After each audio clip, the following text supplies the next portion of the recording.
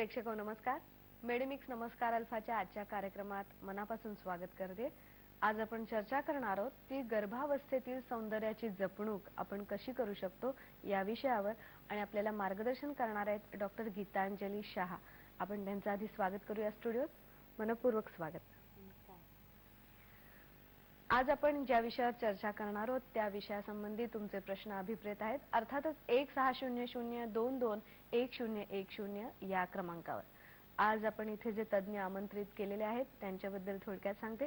Doctor Gitanjali Shah यांनी KM hospital Mumbai इथून MBBS ही पदवी प्राप्त केली, तर नायर हॉस्पिटल इथे MD ही पदवी प्राप्त केली. गर्भावतींसाठी गर्भसंस्कार या संबंधातली प्रशिक्षण मार्गदर्शन शिबिरं त्या सतत घेत असतात. त्याचबरोबर परदेशी त्यांनी या विशिष्ट तंत्राचं शिक्षण सुद्धा घेतलं आहे. सुप्रजेसाठी गर्भसंस्कार या शीर्षकाचं पुस्तकही त्यांचं बाजारपेठेत उपलब्ध आहे. हा विषय चर्चेसाठी आपण घेतो आहोत. नाजूक विषय आहे, किंबहुना नुसतं शब्दात याचे संपूर्ण वेगवेगळे पदर उलगडणं हे कठीण आहे आणि म्हणूनच आजच्या डॉक्टर आपल्याला वेळोवेळी काही तक्ते काही संबंधातले टिप्स तुम्हाला देत राहतील. जरूर तुम्ही त्याची नोंद करून घ्या. आज आपण या विषयावर नाजूक विषयावर चर्चा करतो आहोत, कारण आई होणं यासारखा सुखाचा क्षण स्त्रीच्या आयुष्यात नाही हे तर नक्कीच आहे.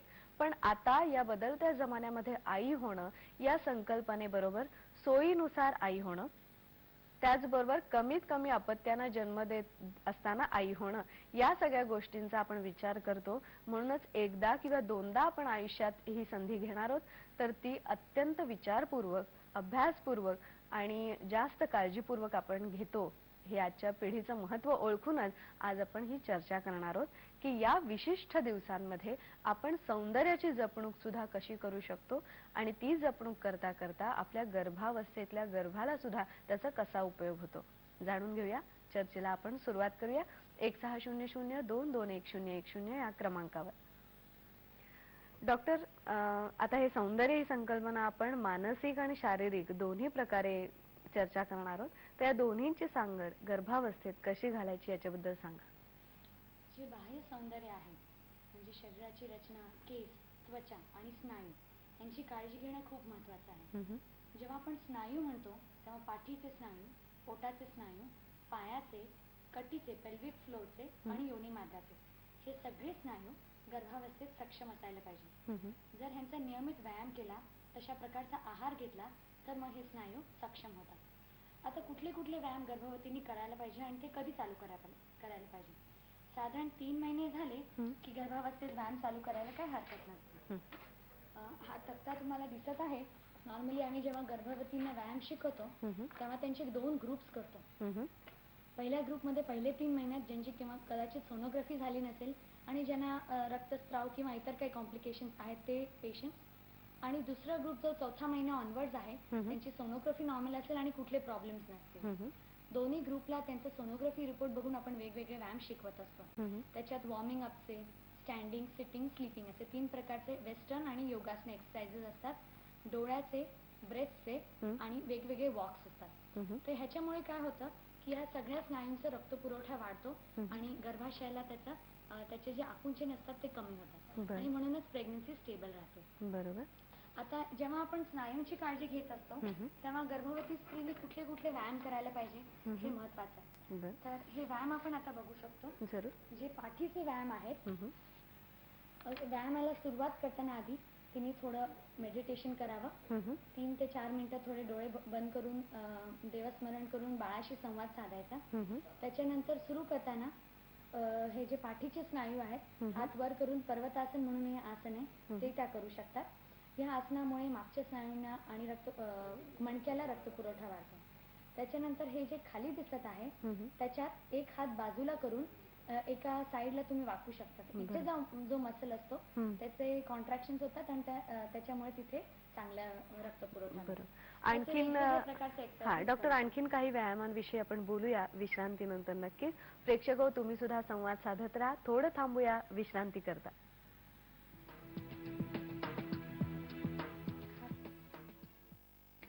जसं मी म्हणत होते की व्यायाम पाठीचे असतात आणि पाठीचे व्यायाम करताना दोन्ही जे इरेक्ट स्पायनी मसल्स असतात पाठीच्या बाजूला ते सक्षम व्हायला पाहिजे. आता तुम्ही इथे बघत आहात की कटीचे स्नायू एक्सप्लेन करून आपण गर्भवतींना गर्भसंस्कार शिबिरात शिकवत आहोत. दोन्ही पाय दोन्ही हात कमरेवर ठेवून दोन्ही बाजूला फिरणे, ह्याला स्पायनल ट्विस्ट म्हणून म्हणतात. ह्याच्यामुळे काय होतं की जे प्रसूतीच्या कळा देताना जे आपल्याला प्रॉब्लेम्स होतात तिथले जे स्नायू आहेत ते सक्षम होतात. ह्या आसनाला सुलभ चक्रासन म्हणतात. एक हात वर करून दोन्ही बाजूला वाकावा, ह्या आसनाला सुलभ चक्रासन म्हणतात. ते करताना पुढे बघायचं, दृष्टी समोर पाहिजे.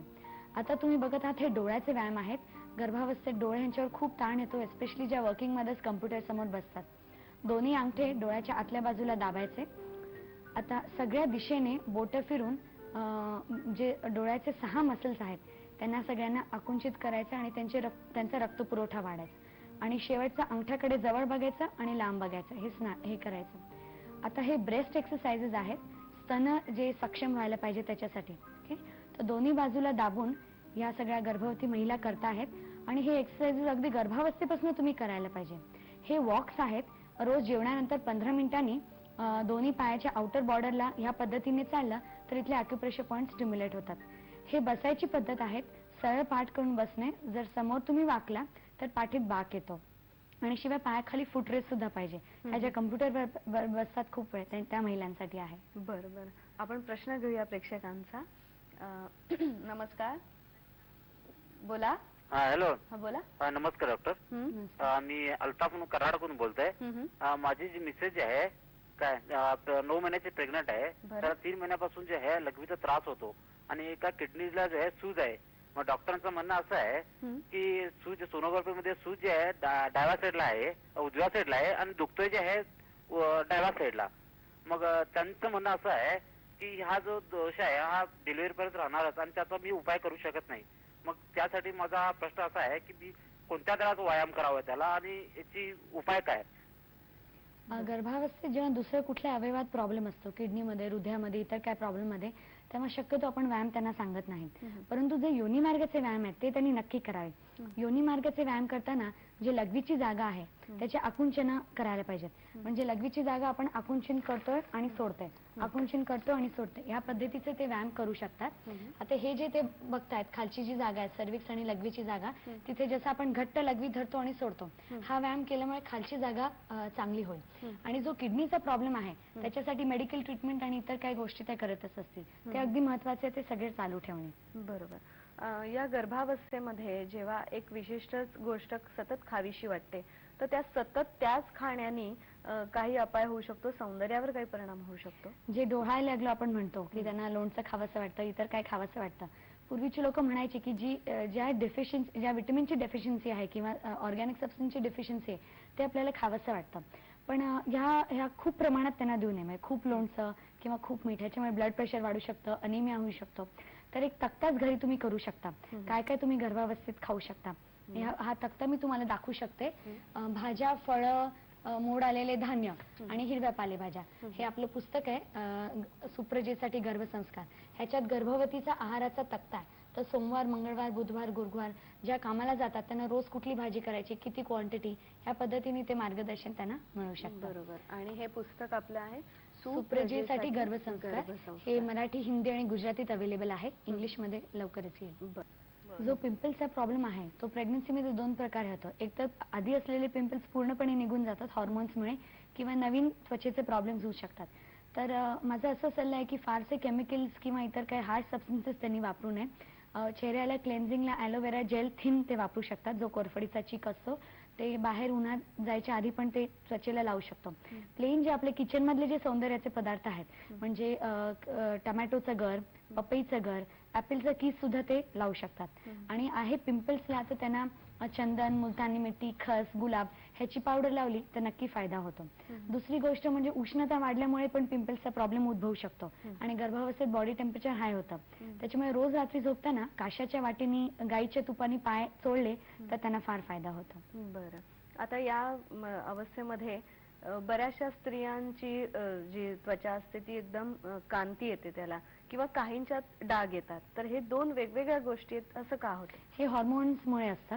वेगवेगळे हॉर्मोन्स त्यावेळी सिक्रेट होतात म्हणून तसं दिसत असतं. आणि आंतरिक सौंदर्य पण असतं ते पण झलकतं. आणि जे काळे डाग होतात ते मेलानिन हॉर्मोनमुळे, त्याच्यासाठी त्यांनी वरचे जे पिलिंग एजंट्स आहे ते वापरू शकतात. म्हणजे लिंबू आणि आंबा हळद हे त्याला उत्तम असतात.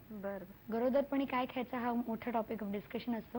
ह्याच्यात मिनिमम 2 ते 3 ग्लास दूध, 200 ml, फळं 2 रेग्युलरली, आठवड्यातनं 3 वेळा पालेभाज्या, आठवड्यातनं 3 वेळा मोड आलेले धान्य.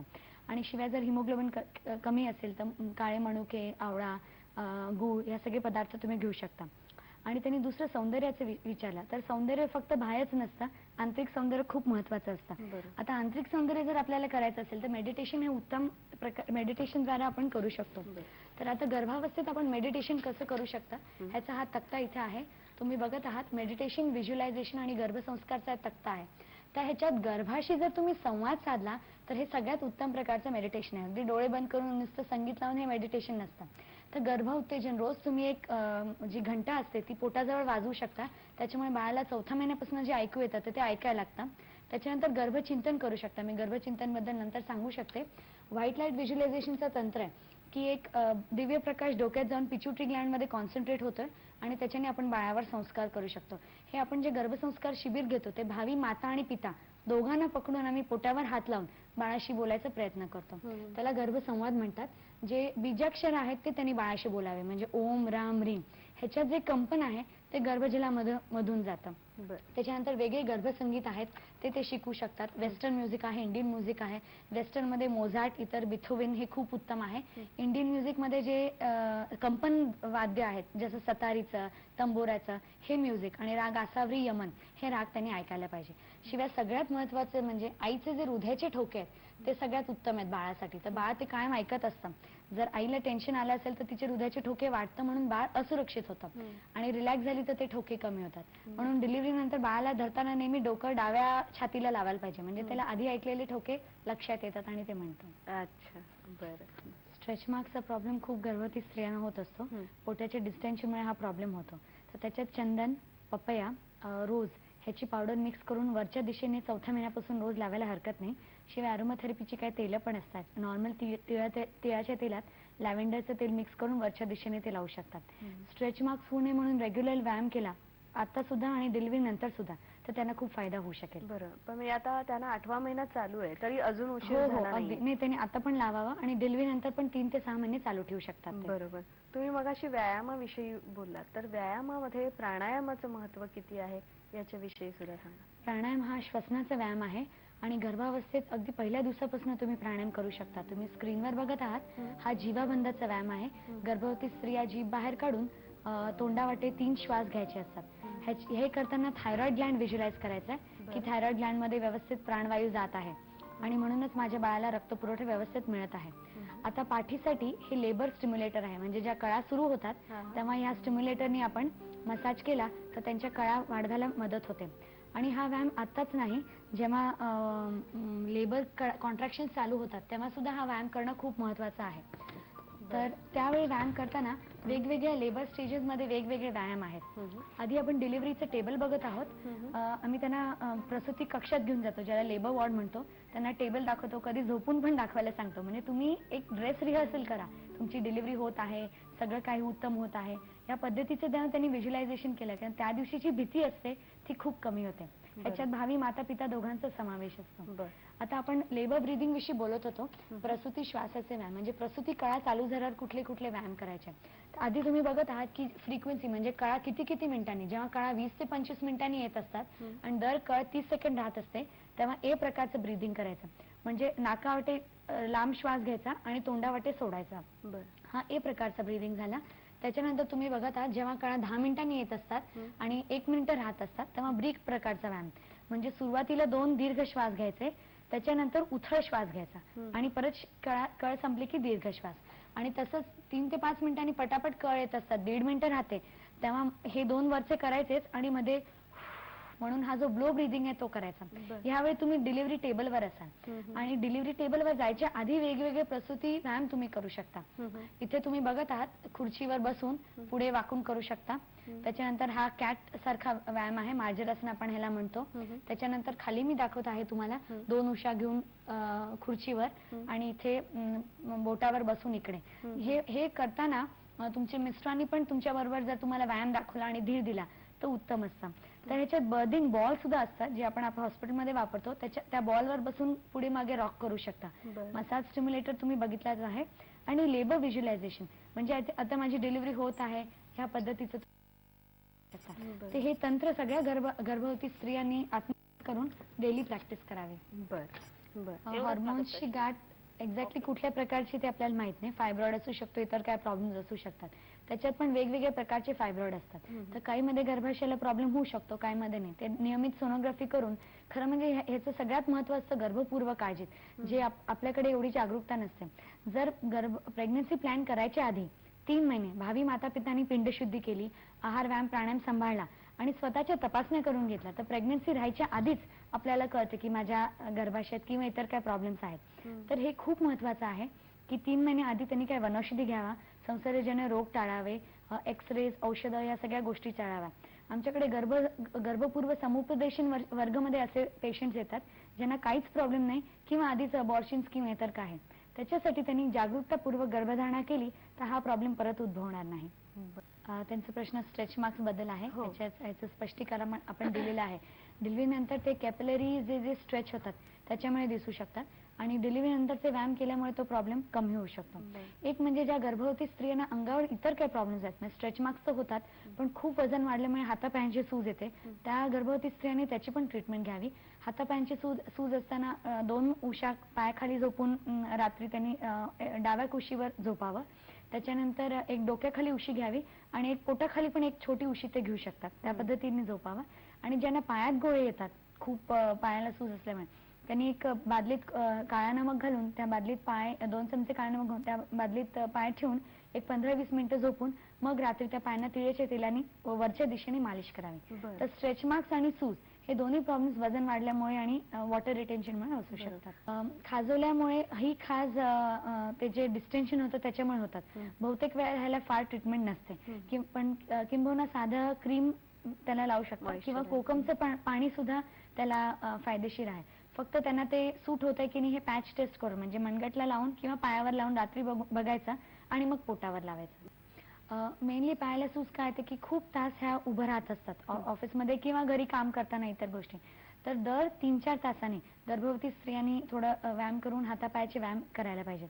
आता पायाचे व्यायाम करताना आता समजा हे माझे 2 पाय दाखवते साधारण. आता जेवणानंतर आधी हिल्स वर त्यांनी चालायला पाहिजे. असे टोटल 10 स्टेप्स करायला पाहिजे. त्याच्यानंतर बोटांवर चालायला पाहिजे ह्या पद्धतीने. आणि आधी जसं दाखवलं होतं तसं बाहेरच्या बाजूला असं त्यांनी चालायला पाहिजे. तर ह्या पद्धतीची शतपावली दिवसातून 3 ते 4 वेळा तरी व्हायला पाहिजे.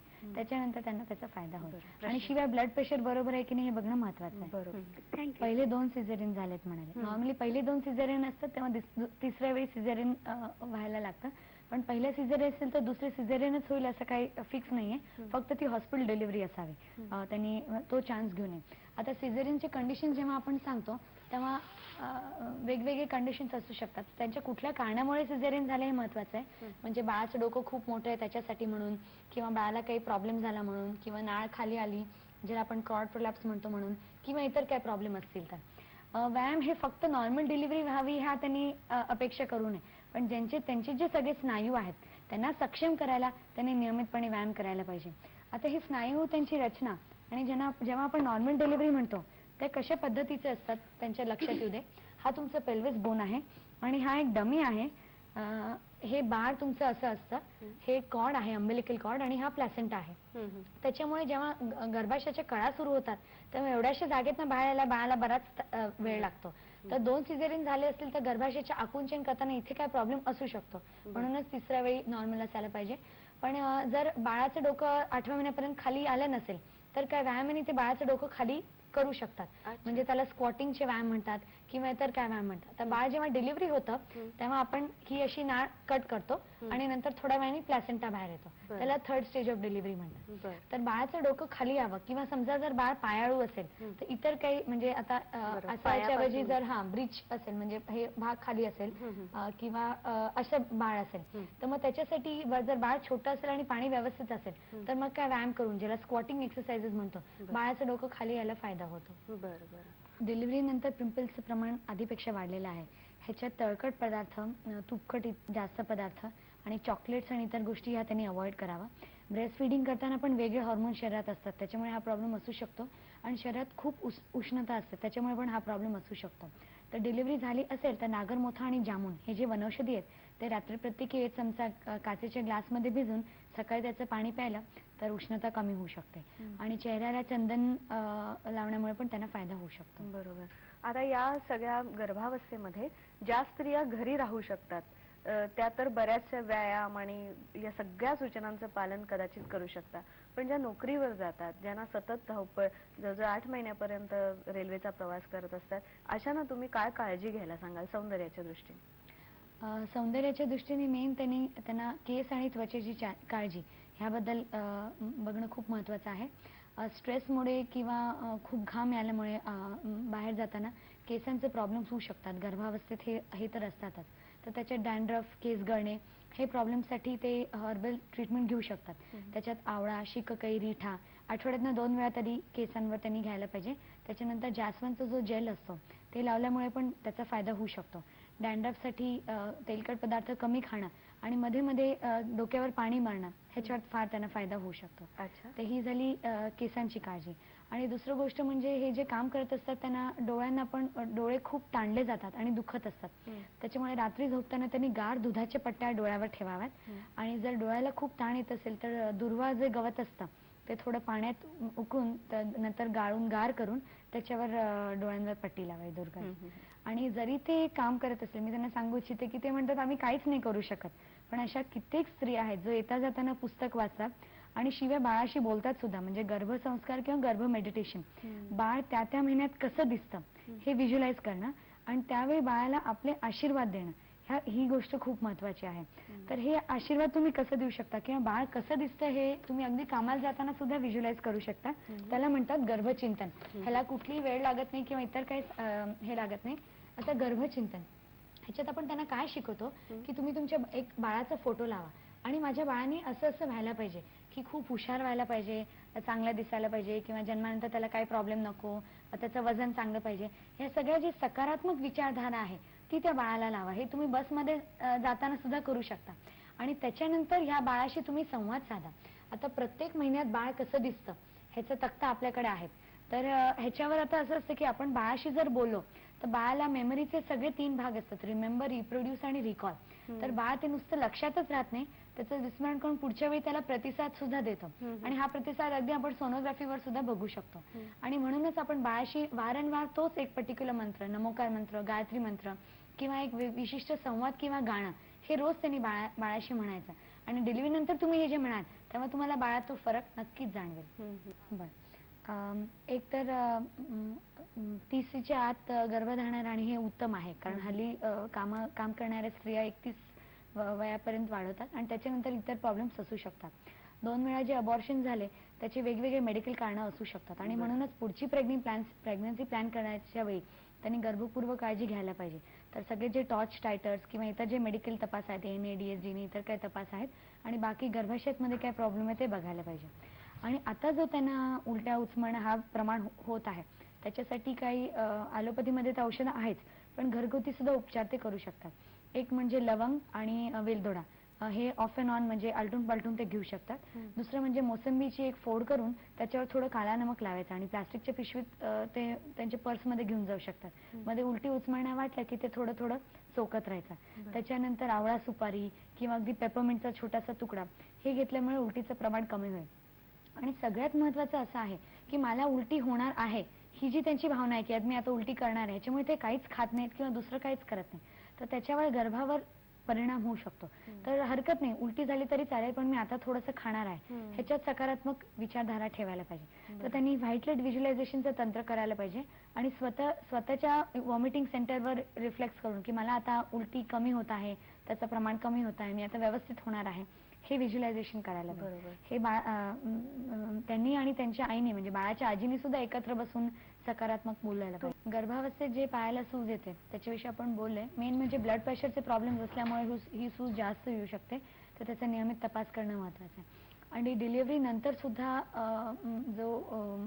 जे वजन आधीपेक्षा कमी होत नाही त्याची खूप काळजी घ्यायला पाहिजे. साधारण 9 महिन्याचं तुमचं बाळ झालं की गर्भधारणे आधी तुमचं जेवढं वजन असेल तेवढं परत कमी व्हायला पाहिजे. तर अगदी डिलिव्हरी झाल्या डिलिव्हरी टेबलवरच तुमचं 5 ते 6 किलो वजन कमी होतं, कारण 2-3 किलो बाळ असतं.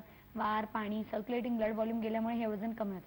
बाकीचे जे 7-8 किलो तुमचं गर्भधारणेत वाढलेलं असतं, एकूण 10 ते 13 किलो, ते कमी करायला तुम्ही व्यायाम करू शकता. तर डिलिव्हरी नंतरचे व्यायाम ह्याचे आपण समुपदेशन वर्ग घेत असतो. तर त्याच्यात कटीचे स्नायू आणि पोटाचे स्नायू ह्याचं आकुंचन करून तुम्ही व्यायाम करू शकता. आणि त्याच्यात असं तुम्ही अगदी पोटावर घेऊन त्याला घेऊन सुद्धा तुम्ही व्यायाम करू शकता. तर वेगळा वेळच पाहिजे असं नाहीये, हे व्यायाम तुम्ही त्यावेळी करू शकता. चेहऱ्यावरील सूज जी येते ती जनरल बॉडी सूज असल्यामुळे हा प्रॉब्लेम असू शकतो.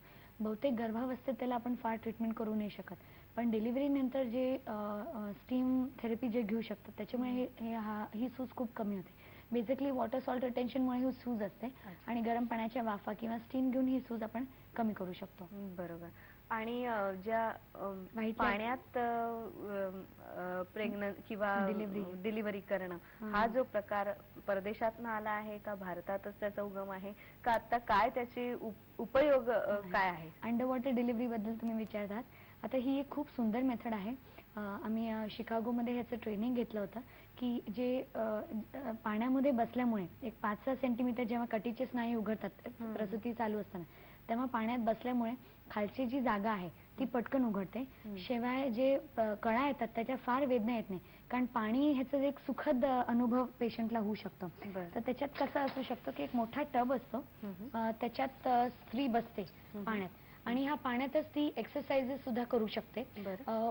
साईड एक्सरसाइजेस, वर खाली एक्सरसाइज करू शकतात. तिचे मिस्टर तिला मदत करू शकतात. ह्याच्यामुळे पूर्ण 10 सेंटीमीटरची खालची जागा मोठी होते. आणि त्याच्यानंतर समजा तिला पाण्यात डिलिव्हरी करायची असेल तर पाण्यात, किंवा मग बाहेर त्याच्या बाजूलाच डिलिव्हरी टेबल असतं, तर बाहेर करायची असेल तर बाहेर, हा ऑप्शन आम्ही स्त्रियांवर करतो. पण ह्याच्यामुळे डिलिव्हरीचा जो वेळ असतो ती प्रसूती टाइम खूप कमी होतो. अच्छा. जे हातापायात मुंग्या येतात ते कुठली तरी नर्व कम्प्रेशनमुळे हा प्रॉब्लेम असू शकतो. बहुतेक वेळा त्याचं डायरेक्ट स्टिम्युलेटरी ट्रीटमेंट आपण नाही देऊ शकत, पण वॉर्म आणि ऑल्टरनेट वॉर्म आणि कोल्ड कॉम्प्रेसेस केल्यामुळे त्याचा प्रॉब्लेम कमी होऊ शकतो. गरम पाण्याची पिशवी थोडी शेकायची आणि नंतर गार ह्यानी शेकायचं, ह्यानी कदाचित त्यांना फायदा होऊ शकेल. पण स्पेसिफिक कुठली नर्व प्रेस होत असेल तर ते वजन वाढल्यामुळे आणि वॉटर रिटेन्शनमुळे होते, त्याचं फारसं आपण काही करू नाही शकत. बरोबर. तुम्ही वेगवेगळ्या प्रकारचे व्यायाम करू शकतात. एक म्हणजे जो बॅक ब्रिजचा जो व्यायाम असतो त्याच्यामुळे त्याला खूप फायदा होऊ शकतो. बॅक ब्रिज हा व्यायाम ह्या पद्धतीचा असतो.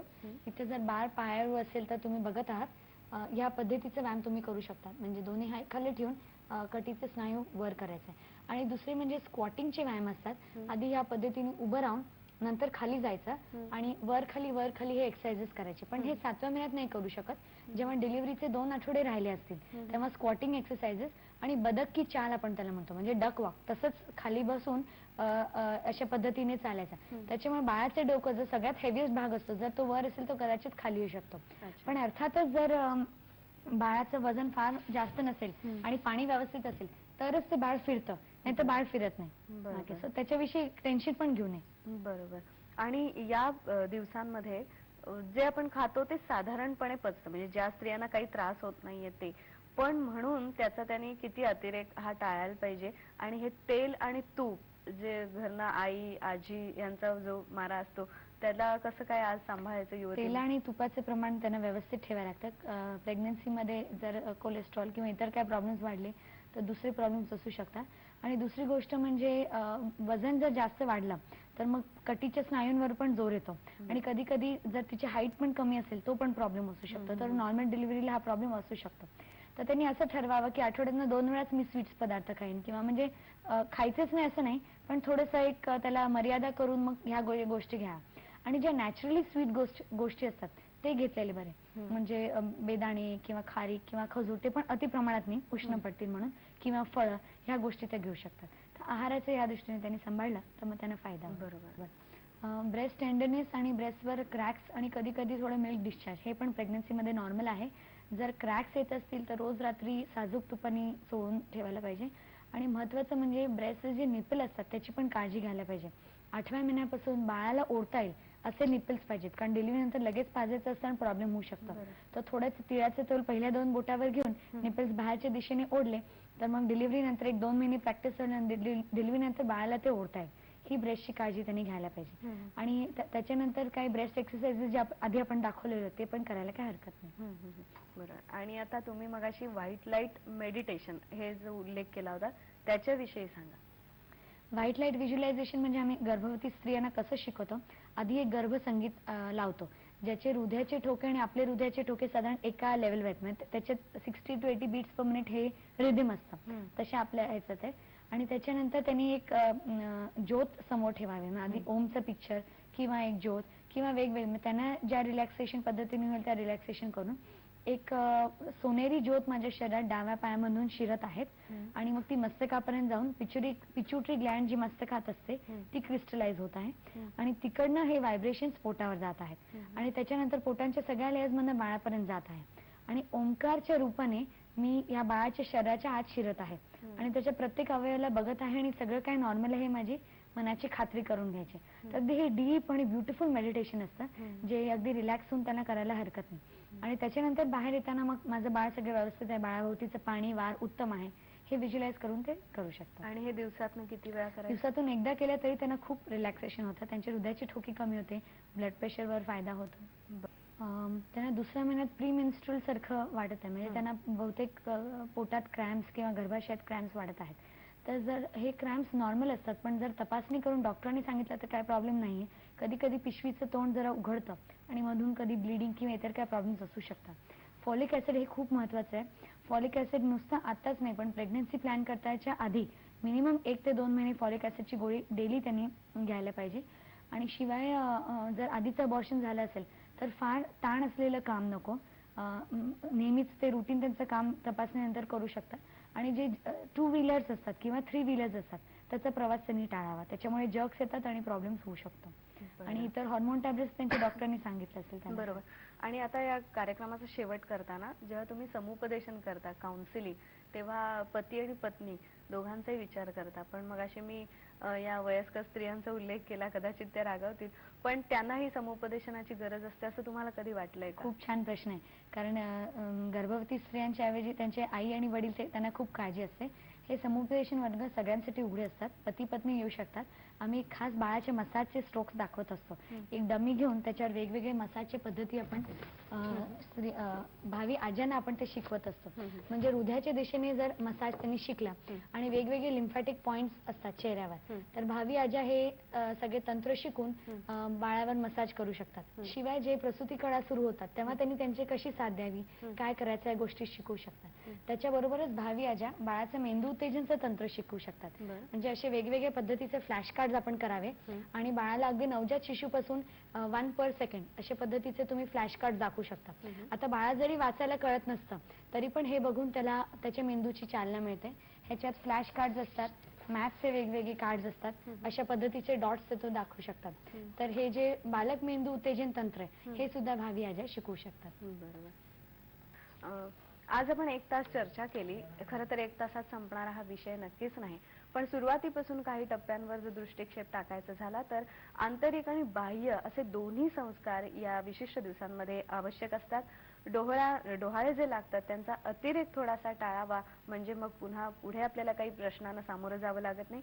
पती आणि पत्नी या दोघांच्या सहकार्याचा इथे समावेश असावा लागतो, व्यायामात सुद्धा आणि या सौंदर्याच्या जपणुकीसाठी सुद्धा. आणि मेडिटेशन म्हणजे